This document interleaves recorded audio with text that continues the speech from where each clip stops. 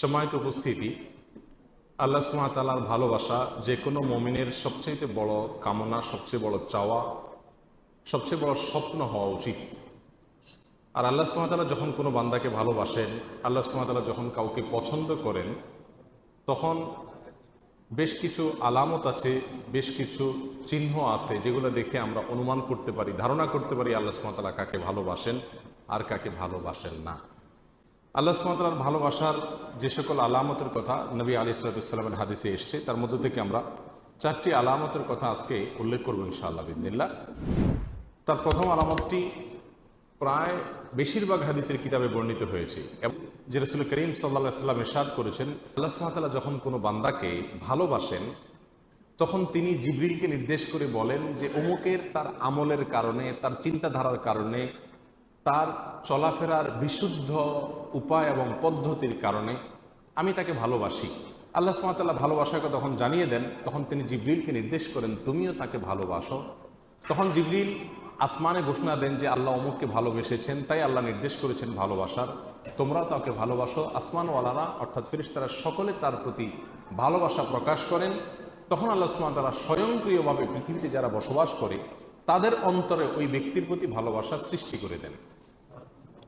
বর্ণাকারী বলেন, আর যদি কাউকে আল্লাহ সুবহানাহু ওয়া তাআলা ঘৃণা করেন, অপছন্দ করেন, একইভাবে অর্থাৎ জিবরিলকে ডেকে বলেন আল্লাহ সুবহানাহু ওয়া তাআলা আমি অমুককে তার কর্মের কারণে তাকে আমি অপছন্দ করি, তুমি অপছন্দ করো। আসমানওয়ালারা অপছন্দ করে, তারপরে জমিনওয়ালা বা পৃথিবীবাসীও তাকে অপছন্দ করতে থাকে। নাম্বার 2, আল্লাহ সুবহানাহু ওয়া তাআলা যখন কোনো মানুষকে ভালোবাসেন, কাউকে পছন্দ করেন, সেটা আমরা কিভাবে বুঝবো? তার দ্বিতীয় আলামত হলো আল্লাহ যাকে ভালোবাসেন তাকে বিপদ আপদ দেন, তাকে মুসিবত দেন, তাকে কষ্ট দেন। এটা হলো একটা আলামত যে আল্লাহ সুবহানাহু ওয়া তাআলা ওই লোকটাকে ভালোবাসেন। এ বিষয়ে সুনানে তিরমিজির এক হাদিসে আসছে, রাসূল আকরাম সাল্লাল্লাহু আলাইহি ওয়াসাল্লাম ইরশাদ করেছেন, ওয়া ইন্নাল্লাহা ইযা আহাব্বা কওমান ইবতালাহুম।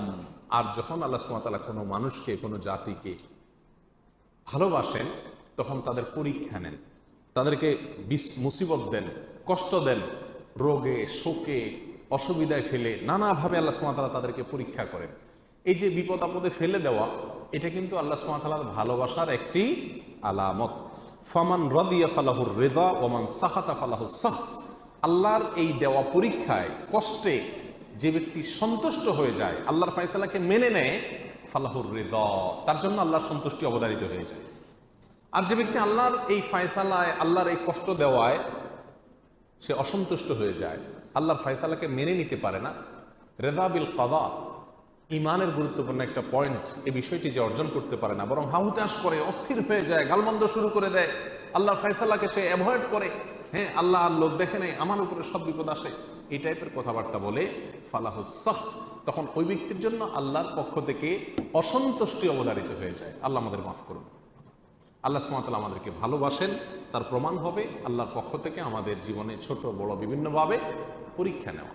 আমরা জানি কোরআনে কারিমে আল্লাহ তাআলা বিভিন্ন নবী রাসূলদের ঘটনা বলেছেন। এর ভিতরে সবচেয়ে বেশি কঠিন পরীক্ষা যার জীবনে আসছে তিনি কোন নবী ছিলেন? ইব্রাহিম আলাইহিস সালাম। ইব্রাহিম আলাইহিস সালাম সম্পর্কে আল্লাহ সুবহানাহু ওয়া তাআলা কোরআনে কারিমে একাধিক জায়গায় বলেছেন কি কি পরীক্ষা নিয়েছেন। ওয়া ইয ইবতালা ইব্রাহিম, যখন আল্লাহ সুবহানাহু ওয়া তাআলা ইব্রাহিমের পরীক্ষা নিয়েছেন, ইব্রাহিমের পরীক্ষা আল্লাহ তাআলা নিয়েছেন। কেন ইব্রাহিমের পরীক্ষা নিয়েছেন? আল্লাহ তো ফেরাউনের পরীক্ষা নেন নাই, আল্লাহ তো বলেন না আল্লাহ নমরুদের পরীক্ষা নিয়েছেন, আল্লাহ এটা বলেন নাই কোরআনে কোথাও যে আল্লাহ আবু জাহালের পরীক্ষা নিয়েছেন, আবু লাহাবের পরীক্ষা নিয়েছেন। তারা তো স্টুডেন্টই না, তারা তো আল্লাহর বান্দাই না, নেককার বান্দাই না, মুমিন বান্দাই না, যার কারণে তাদের পরীক্ষা নেওয়ার প্রশ্ন নাই। যার জীবনে বিপদ আছে, ইমানদার যদি হয়ে থাকে, তাহলে বুঝতে হবে সে আল্লাহর কাছে কোনো না কোনো কারণে প্রিয় হয়েছেন, আল্লাহ তাকে পরীক্ষা করছেন, বিধায় অস্থির এবং ব্যাকুল হওয়া যাবে না। আল্লাহ তাআলা আমাদের তৌফিক দান করুন। তাহলে দ্বিতীয় আলামতটি আমরা পেলাম আল্লাহর ভালোবাসা। তৃতীয়, আল্লাহ যখন আমাদের কাউকে ভালোবাসেন তার আলামত কি? এটা বড় জটিল আলামত, বড় কঠিন আলামত। তার আলামত হলো আল্লাহ সুবহানাহু ওয়া তাআলা তাকে দুনিয়া থেকে দূরে সরায় রাখেন, দুনিয়ার সাথে মিশে হাবুডুবু খেয়ে একাকার হয়ে যাওয়া থেকে আল্লাহ তাআলা হেফাজত করেন।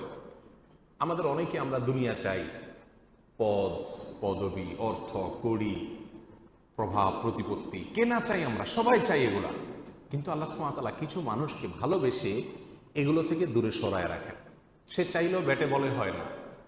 আল্লাহ সুবহানাহু ওয়া তাআলা তাকে দুনিয়া থেকে পরিকল্পিতভাবে বাই প্ল্যান ইচ্ছাপূর্বক আল্লাহ সুবহানাহু ওয়া তাআলা সরায় রাখেন। কেন?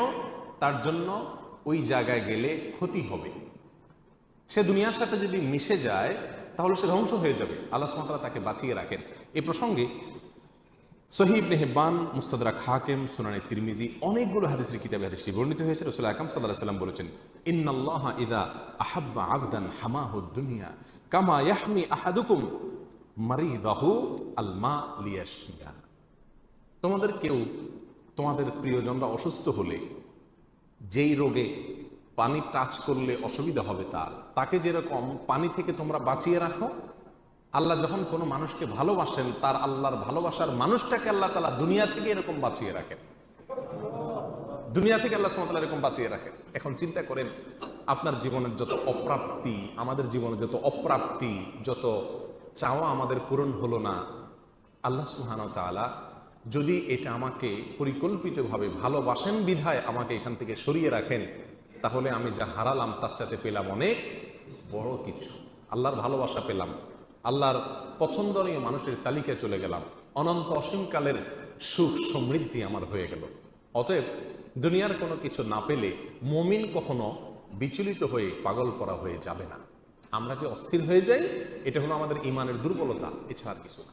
আল্লাহ সুবহানাহু ওয়া তাআলা আমাদের সকলকে বুঝার তৌফিক দান করুন। এ বিষয়ে বেশ অনেকগুলো হাদিস পাওয়া যায়, আমি শুধু একটি উল্লেখ করলাম। একই অর্থের একই বিষয়কে প্রমাণ করে নানামুখী বিভিন্ন রকমের হাদিস পাওয়া যায়। এই সবগুলো হাদিসের খোলাসা কথা একটাই, আল্লাহ তার প্রিয় বান্দাদেরকে সচরাচর দুনিয়া থেকে একটু দূরে রাখেন। এর মানে কিন্তু আবার এটা না যে আল্লাহ তাআলা কাউকে দুনিয়া দিলে তার মানে আল্লাহর কাছে সে ঘৃণিত ব্যক্তি না। আল্লাহ তার প্রিয় বান্দাদের কাউকে কাউকে দুনিয়া দিয়েছেন। যেমন ওসমান রাদিয়াল্লাহু তাআলা আনহু, তাকে আল্লাহ তাআলা দুনিয়া দিয়েছেন, আবার তাকে আল্লাহ ভালোবাসতেন। সুলাইমান আলাইহিস সালামকে আল্লাহ তাআলা দুনিয়া দিয়েছেন, আবার তাকে ভালোবাসতেন। দাউদ আলাইহিস সালামকে আল্লাহ তাআলা দুনিয়া দিয়েছেন, আবার তাকে ভালোবাসতেন। এভাবে বহু মানুষকে আল্লাহ সুবহানাহু ওয়া তাআলা দুনিয়া দিয়েছেন, আবার তাদেরকে ভালোবাসতেন। বিধায় যাদের পয়সা কড়ি আছে তারা সব আল্লাহর শত্রু এরকম মনে করারও কোনো কারণ নাই। তবে হ্যাঁ, সচরাচর বেশিরভাগ ক্ষেত্রে আল্লাহ সুবহানাহু ওয়া তাআলা যাদেরকে ভালোবাসেন তাকে দুনিয়া থেকে সরায় রাখেন। কারণ দুনিয়া যত দিবেন সে ভোগ করবে খুব সীমিত, হিসাব দিতে হবে অনন্ত অসীমকালে দাঁড়িয়ে অত্যন্ত কঠিন পরিস্থিতিতে। আল্লাহর ভালোবাসার আরেকটি আলামত হলো নেক কাজ করার সুযোগ পাওয়া। আল্লাহ যদি কাউকে নেক কাজ করার সুযোগ দেন, ভালো কাজ করার সুযোগ দেন, তৌফিক হয় ভালো কাজ করা, ভালো পথে চলার, এর মানে হলো আল্লাহ সুবহানাহু ওয়া তাআলা তাকে ভালোবাসেন। বিভিন্ন হাদিস থেকে আমরা জানতে পারি এই বিষয়টি। রাসূল আকরাম সাল্লাল্লাহু আলাইহি ওয়াসাল্লাম যেমন এক হাদিসে বলেছেন, আইয়ুরিদিল্লাহু বিহি খায়রান, আল্লাহ তাআলা কারোর কল্যাণ চান অথবা তাকে দিয়ে কল্যাণ করাতে চান, ইউফাক্কিহু ফিদ-দীন, তাকে দ্বীনের বুঝ, দ্বীনের নলেজ, দ্বীনের ইলম আল্লাহ তাআলা দান করেন। দ্বীনের ইলম পাওয়া, ভালো কাজ করতে পারা, ইবাদত করতে পারা, এটাও আল্লাহ সুবহানাহু ওয়া তাআলার ভালোবাসা পাওয়ার অন্যতম একটি আলামত এবং লক্ষণ। আল্লাহ সুবহানাহু ওয়া তাআলা আমাদের সবাইকে তার প্রিয় পাত্র হওয়ার তৌফিক দান করুন।